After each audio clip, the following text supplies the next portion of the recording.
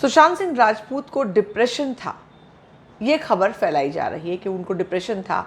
और इसमें उनके मामा ने एक लाइव मैंने उनका सुना जिसमें उन्होंने कहा कि बहुत ही बेतुकी बात है कि ये कहा जा रहा है कि उनकी माँ को भी डिप्रेशन था और उनकी माँ की मौत डिप्रेशन के चलते हुई थी, जबकि ये बात सरासर गलत है।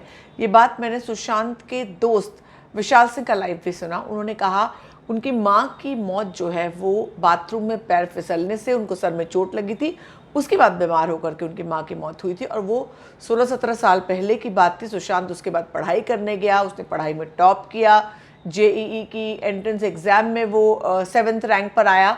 तो सुशांत उस समय बिल्कुल भी डिप्रेस नहीं था, वो बहुत अच्छे से पढ़ता था और उसे एक बहुत खुशमिजाज था, उसने कोप अप कर लिया था। वो माँ से प्यार भले बहुत करता था लेकिन डिप्रेशन में नहीं था। सुशांत के डिप्रेशन को उसकी माँ के डिप्रेशन से जोड़कर दिखाया गया। पिछले 4 दिनों में ये खबर तूफान की तरफ फ्लोट हुई कि सुशांत की माँ भी डिप्रेस थी, सुशांत भी डिप्रेस था और सुशांत अस्पताल में एडमिट था। अब सुशांत अस्पताल में 2018 में एडमिट था, 2018 यानी 2 साल पहले।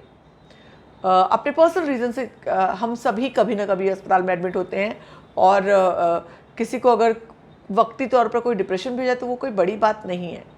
तो इन तमाम बातों को लेकर मुद्दा ये है कि अभी खबर क्यों बनाई जा रही है और साथ ही साथ माँ का नाम क्यों जोड़ा जा रहा है कि माँ को डिप्रेशन था, माँ की मौत भी डिप्रेशन की वजह से हुई थी और बेटी की मौत भी डिप्रेशन की वजह से हुई। बहुत ही बेतुकी और वाहियात बात है। ऐसा सुशांत के मामा ने भी कहा।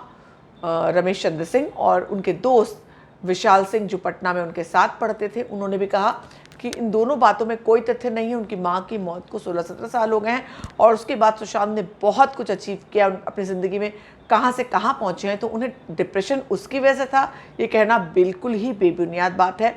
आप इस बारे में क्या कहना चाहेंगे? ये जो थ्योरी फ्लोट की जा रही है, इसमें क्या कोई PR मैकेनिज्म शामिल है?